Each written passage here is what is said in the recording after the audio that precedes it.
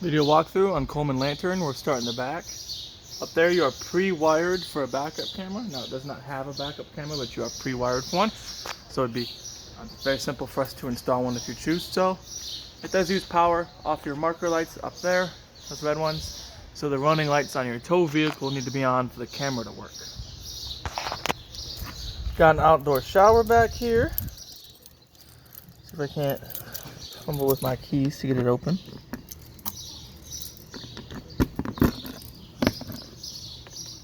With hot and cold.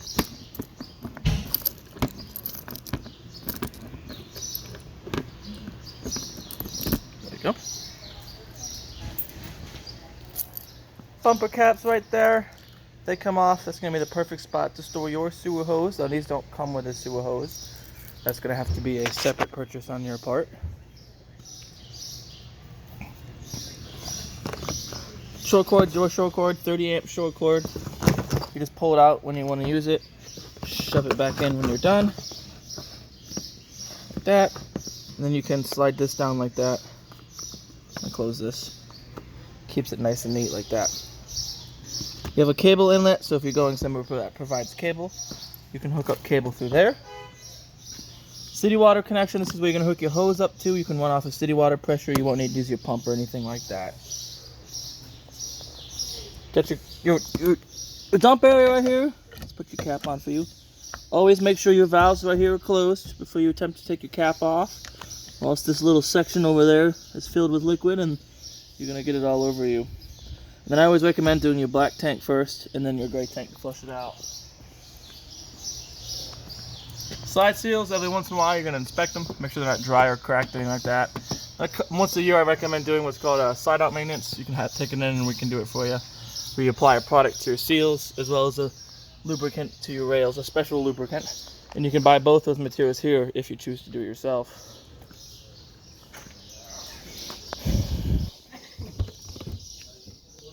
Up here, pass through storage. Right here, lots of good information: unloaded vehicle weight, gross vehicle weight rating, cargo carrying capacity and whatnot. Tire size, but this is most important, 65 psi. That's what you want to check your tires to make sure they're at. We did check them for you, so you don't have to worry about that now. But a couple times a year, check your tire pressure, fill them if you need them. Group 24 RV marine grade battery.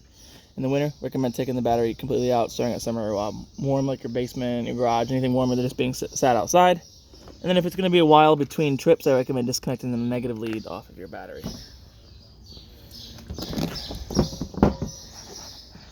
Let's see if I can't set this down real quick.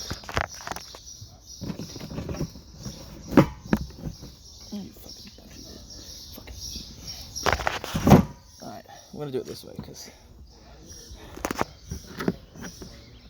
you unscrew these, flip them over like that.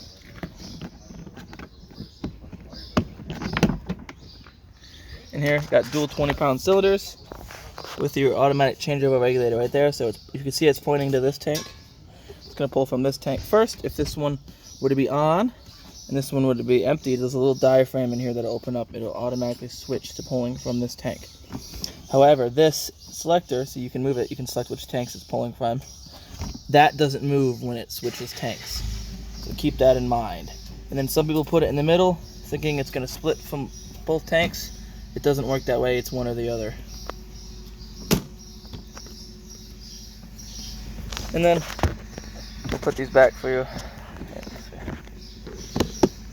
Just like that. And just like that. Got a light for your tongue jack right up here. And then that beats hand cranking it every day of the week. So that's the raise and lower, that's your light. Here is your 7-way. This will get plugged into the back of your truck.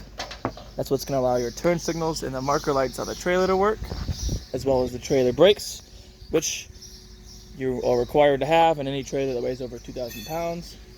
So your tow vehicle needs to have a brake controller for the brakes to work. Chains, you're going to cross them when you hook them up to your truck. Right here is a breakaway that gets hooked to this box right here. This will also get hooked up to your truck. That way, if anything were to come undone, the trailer will somehow come unhooked from your truck. It's going to pull that pin out of there, activate the brakes on the trailer, keep everything from getting completely lost. Here's the other side of that storage compartment. Over here, you have a stabilizer jack. Now these are stabilizer jacks. They are not leveling jacks. So you can hit the button over here. It'll kind of do one and then the other. So if the ground's uneven, one will hit and stop and the other one will keep going. Now, if you want to level your camper, you're going to use your tongue jack to level it front to back. And then if you want it side to side, as you're backing into your sight, blocks under your tires to get it level side to side. These are just meant to stabilize the camper, to get all the shake and shimmy out of it. Don't try to use these to pick the weight of the trailer up to level it. They're not designed to work that way. You could break something.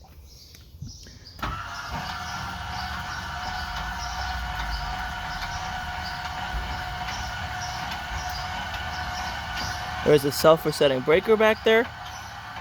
If you were to overextend the jacks, the breaker will trip. You'll have to wait for it to be reset. Once it's reset, you'll be able to use the jacks again. If for any reason that breaker were to fail and it would still let you use the jacks, you risk amping out the motor or bending the jacks. If you come back in with a bent jack saying it just happened, we know it didn't just happen. You misused your jacks. Stabilizers, not levelers.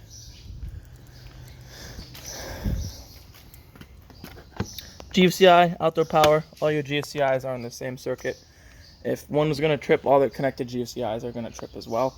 Once we go inside, I'll show you how to reset that. Right here, freshwater fill. This is where you're going to fill your onboard fresh tank. Just rest your hose in there, don't jam it in there. Watch its progress on the monitoring panel, not when you hear water squirt out everywhere. Definitely recommend draining it after every trip because you don't want it sitting half full of water. It'll start to get stagnant. So to drain it, you drain for it is right there. Water heater, super simple.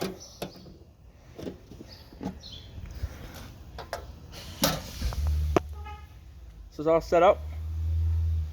The only thing you'll have to do is hook up water to it and should be good to go. Just like your freshwater tank, I definitely recommend draining your water heater after every trip because you don't want it sitting full of water. So the first thing you do, shut off all your sources of water. Crack this pressure relief open. Once it stops squirting water out of it, then you can take your anode rod out. 1/inch and 1/16 is the socket size for that. I like to use a socket with an extension and a ratcheting wrench. That's the easiest thing for me. Once you pull that out, set it aside, then you can drain the water out of it. Well, it's going to drain out from that hole. Then you'll be good to go.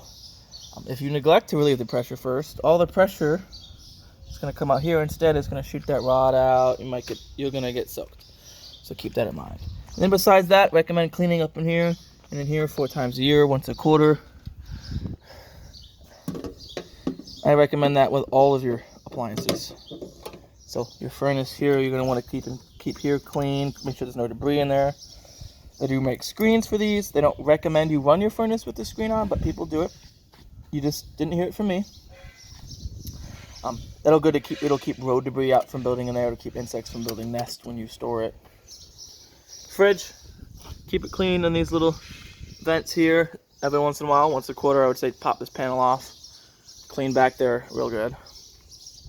Right up here, the exterior range vent. So if you're using your fan on your range hood, you want to make sure this is open. If not, just push it closed. You'll be good to go. Right here is a black tank flush. You can hook your hose up to here. As you're dumping your black tank, you can turn that hose on. There is a small nozzle in the black tank. So when you turn the hose on, it'll spray it out. It'll kind of keep stuff off the sensors. It'll keep residue from building on the walls, which usually makes the tank smell until you give it a good cleaning. This is going to prevent that. And then 2 more things. Your roof. It's not a walkable roof. There is no ladder, but you can get up there if you need to. Do something to spread your weight out. Sit, kneel, crouch, whatever. Put a foam pad down or something. And what you're looking for is cracks in the sealant, holes in the sealant, tears in the roof material. You're going to want to take pictures. If you take it for us to do any maintenance, keep your receipt. Ask for copies of pictures. It wouldn't hurt. If you do it yourself, take before and after pictures, keep receipts of any materials you buy to fix it. It does take self-leveling lap sealant, white. We do sell that here. Like I said, take pictures, keep your receipts. Keep that in an envelope or something inside the camper. That way, because your warranty on your roof is only valid if you have proof of regular maintenance. So now you have all this proof of regular maintenance. That way when you come in, if you notice something major is wrong with it, they can't deny your claim because you have copies and documentation of all the regular maintenance you have. And I definitely recommend including in your regular maintenance once a year having us perform what's called an RV rubber roof treatment. What we do is we wash the roof real good, and then we coat on with a mop sponge, sponge mop, a UV protectant, because the sun dries these roofs out. And then all your sealant around all these fixtures, through here, around through everything, is warranted through us for 90 days.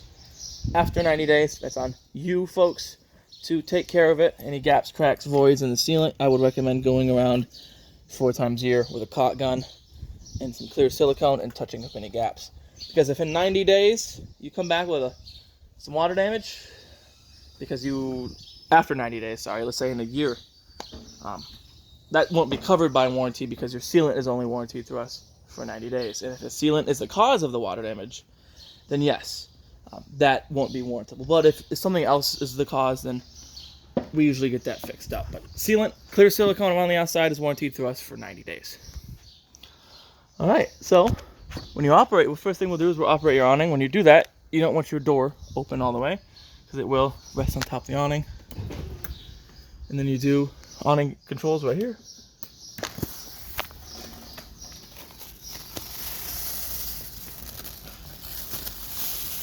Open it up, does not automatically stop when it's open. That's something you'll have to visually look out for.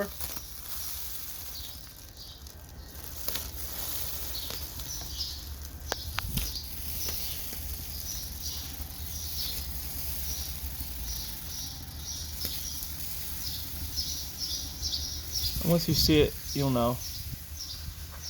And we see that bare tube.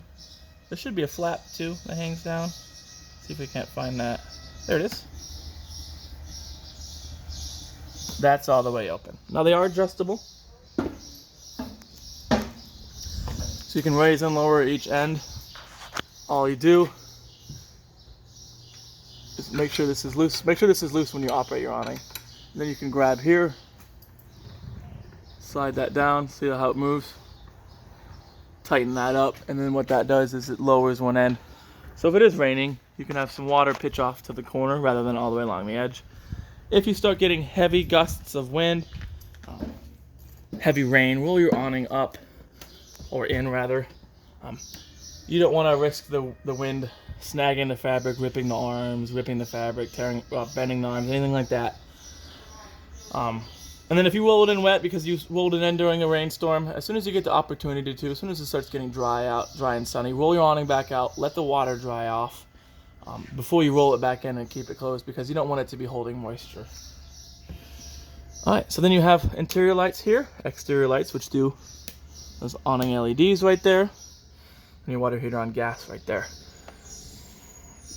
And then water pump right in the middle. Water pump, you only need that when you're running your fresh tank. When you do city water, you don't need that. Then you have your controls for your slide out right here. Then you can read battery. How charged your battery is always going to read full when you're plugged in. Fresh tank, black tank, gray tank. You do not have a second gray tank, so ignore that right there. Then your controls for your slide room.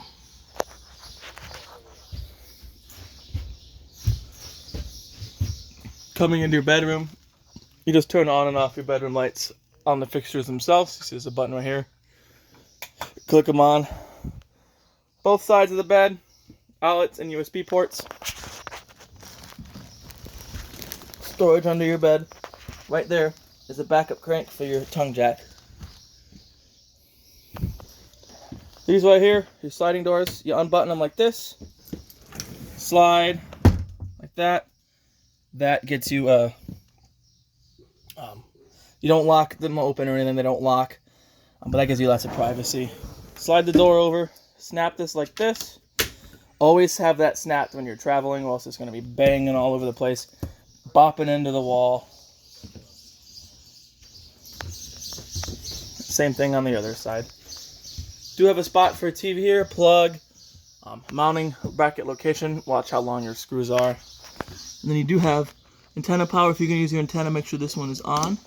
The other one is Wi-Fi. You don't have the Winegard Wi-Fi thing installed on the roof yet, but it's set up for it. Got a radio right there. Let's find your radio remote, because there should be a remote for your radio.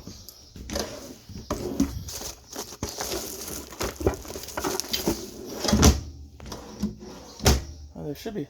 Give me 1 second. I want to find that remote for you folks.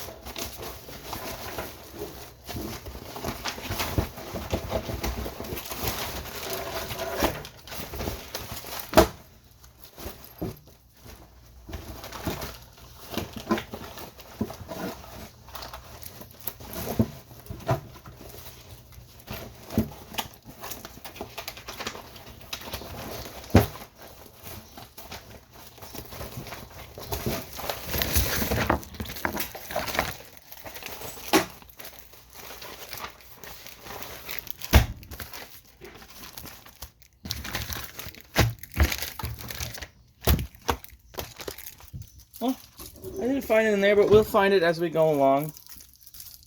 If not, it may not come with a remote, but usually these do, so we'll keep going.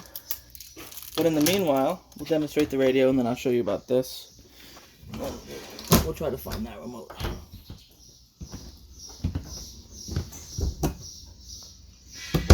Alright, so radio, super simple to use. Tap the big knob, that turns on the radio. Very simple. You have different zones. You can turn zone 1 off. You can mute it, see? Now it's just the outdoor speakers.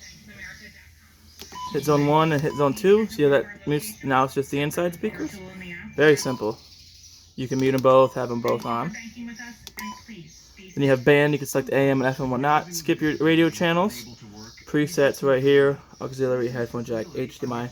You're not going to use that because there is no HDMI output anywhere. Then USB port right there, and then you can cycle through mode. Auxiliary in 2, that's on the back. Bluetooth music, so you can Bluetooth your phone to this. Tap it again, FM 2, and then yeah. Then you have a bunch of different FMs. Oh, don't go too far. Oh my gosh. So you can have FM, AM. So you can have different presets saved on FM1 and FM2 and then FM3. Just like your car radio.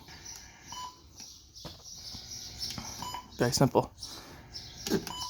And then tap and hold this to turn it off. Goodbye. Right below that, fireplace with your remote for your fireplace. Power turns it on. This changes from Celsius to Fahrenheit. The flame dims the flame. Timer sets a timer, and then this changes your temperature. And it's already hot. So these work really good. If it's not quite cold enough for your furnace, but getting a little chill in the air, you can use that to help get some of the chill out of the air. Moving along. Microwave works like your standard microwave at home. It's only going to work if you're plugged in. Right here, this is what I was looking for, that remote. But you have a couple things in here. They give you toilet paper roll holder, as well as screws for that. The reason they don't install them from the factory is because somebody out there will complain that it's not in the right spot. So they leave it to the customers to install. If you install it and one of your screws happens to hit some electrical wiring, or if you install it and in a couple days it's loose, that's not warranty because the factory did not install that component. So it's an unwarrantable thing. I like to explain that to people because we have people come in saying that toilet paper roll holder is loose, and none of these units come from the factory with a toilet paper roll holder installed. Yep. Moving along. Light for above the cooktop. Fan.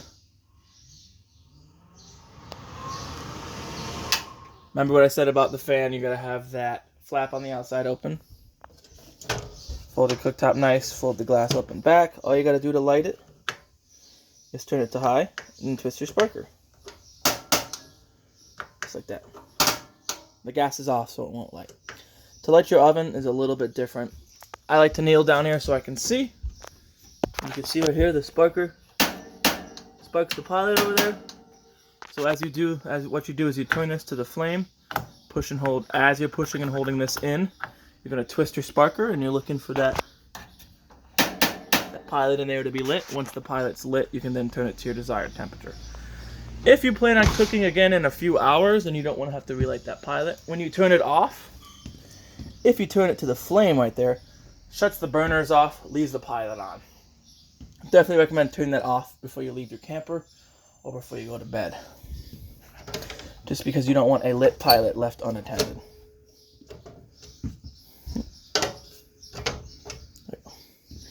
You do have a light switch that does the knobs as well as the light in the oven. Fridge, super simple. You have one button, on or off. Its only mode is auto, so it's automatically going to default to 110. If you were to unplug the camper, someone would trip over the short cord, the camper would lose power. It's automatically going to switch to running off of propane for you if your gas is to be on. If this is red, usually the gas isn't on or it hasn't reached the fridge yet. If that were the case, try to get one of your stove burners to light. You can see it's nice and spacious. These do work a little bit differently than your fridge at home. These operate off a different type of system. These do take about 8 to 10 hours to get the operating temperature. So if you have the ability to, plug it in the night before you let it get cold at home. Plenty of storage throughout here. Light below here, your breaker box, all your breakers for your 120 volt appliances, all your fuses for your 12 volt appliances. Definitely recommend carrying a box of spare fuses just in case something were to happen. Thermostat, super simple. You're going to tap it. It's going to ask which mode you want, high, low, or auto. Definitely recommend leaving it on auto. Auto is going to allow it to cycle on and off at your set temperature. That way it doesn't freeze up. Because if you just had running on high, once it reaches its set temperature, it's going to keep running. And if it's hot and humid like it has been lately, your AC will eventually freeze up and shut itself off and won't kick back on until you let it thaw out. So running on auto is going to help prevent that. Tap it again. It'll ask you, then it'll turn it to AC. Then you can change your temperature. Your AC goes all the way down to 55. Tap it again, it'll ask what you want for your furnace. Oh, it'll turn it to furnace, then you can change the temperature. Furnace goes to 90. And then last little bit of advice, if you accidentally hit up and down at the same time, it switches it to Celsius. Just hit up and down again to go back to Fahrenheit. Coming into the bathroom. Here's the resettable GFCI. If any of your GFCIs would have tripped, this is the outlet you come and reset it on. Sorry. Toilet, very simple. As long as you're pushing this pedal, it's going to keep flushing. And then your shower, removable shower head to get the hard to reach spots. You just turn your knobs on, lift it up, it comes out the shower. And then you have a fan here. Make sure you crank this up when you run it. Just switch for your fan. Definitely run your fan when you're taking a shower. Just to help vent some of the moisture out of here. Yeah, that's pretty much it.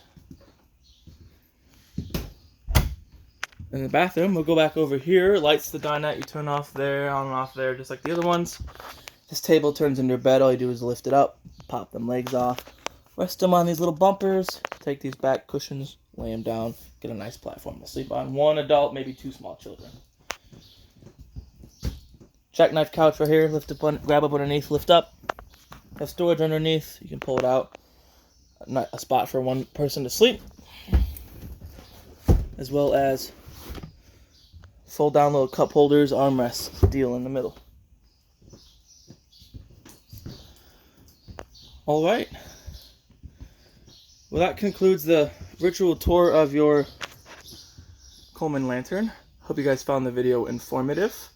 Hope you guys enjoy using this camper, and I'll let you know more about the remote in the description down below. So make sure you read it, and that'll tell you whether this even comes with a remote, whether I'm just crazy and can't find it, or whether, and if I do find it, I'll tell you where it is in the camper.